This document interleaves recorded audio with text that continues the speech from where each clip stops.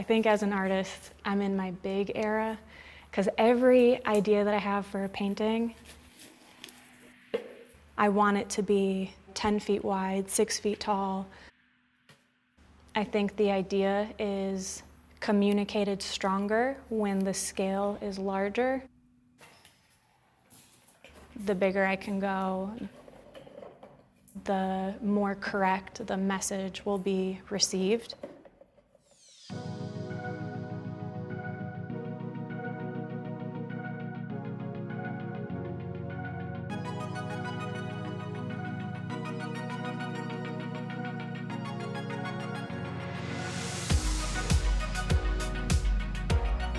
I think when people look at my work, the first thing that they notice is the nature and the animal themes.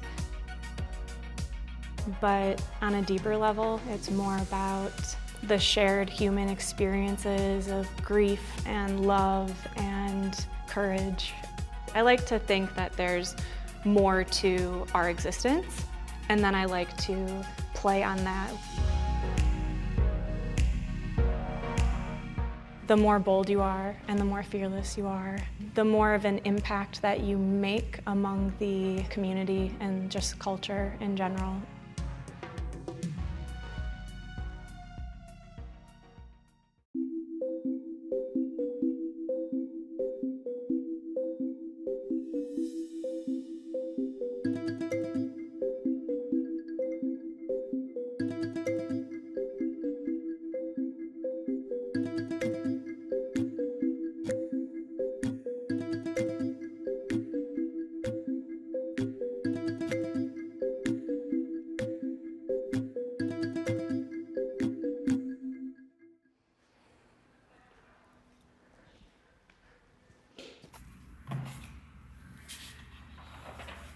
Every painting has a different approach.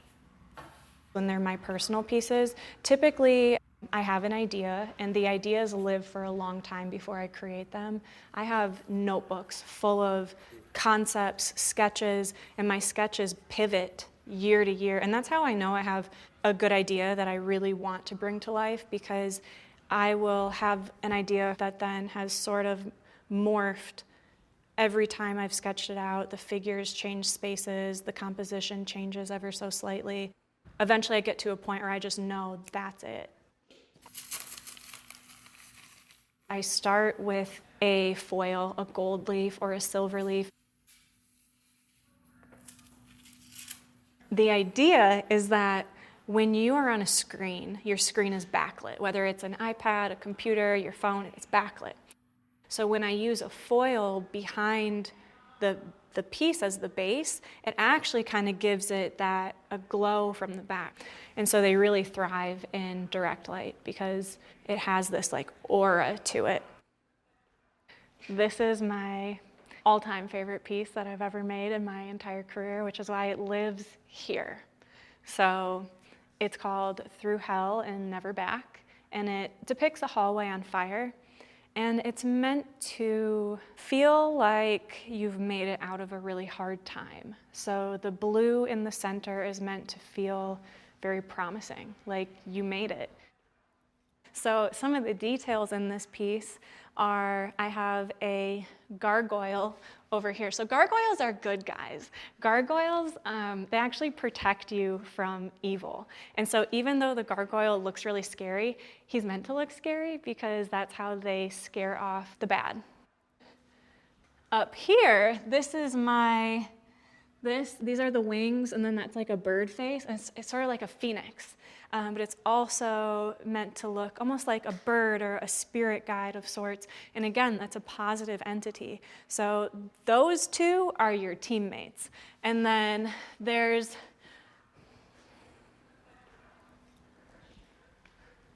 up here, this is like a skull face. And it kind of looks like it's coming in hot. Like he's flying in, and that's the evil entity. And then there's all these knives coming in, as if the hallway on fire wasn't enough. Now there's knives coming out, and it's truly this obstacle course of evil.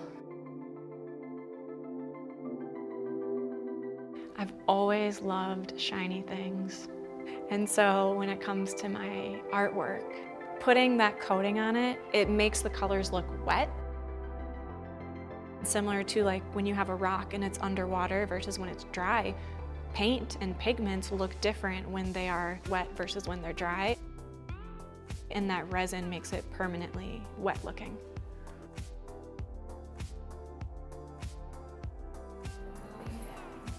I became the artist in residence at Ascent December 1st of 2024.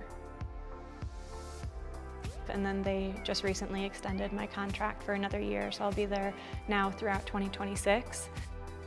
When you're up on the top floor and you're walking around, you know, you have this view of the city that you love. It's just like, how can you not be inspired, and how can you not just love spending your time there? I come here and I get to work.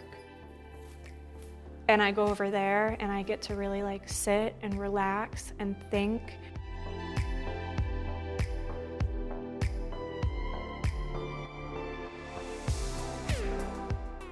One of the best parts of being an artist in residence at Ascent is being able to use the 25th floor as a gallery space. You know, I'm very particular with where I put my paintings up there, so I know the south-facing side is going to receive the most sunlight. So which piece should be south-facing, which one needs the most light all day long, and then there's a little corridor that doesn't really have windows nearby. I actually put my favorite piece back there in that little corner to really give it life, because typically that wall space would be the forgotten wall, you know, the wall that people don't care about. And I put my favorite piece back there.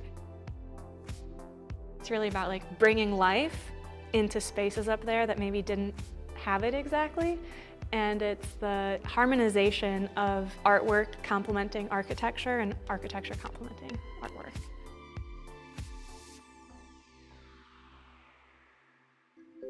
Thanks for watching The Arts Page. Please like, subscribe, and turn on notifications for more stories of art in our community.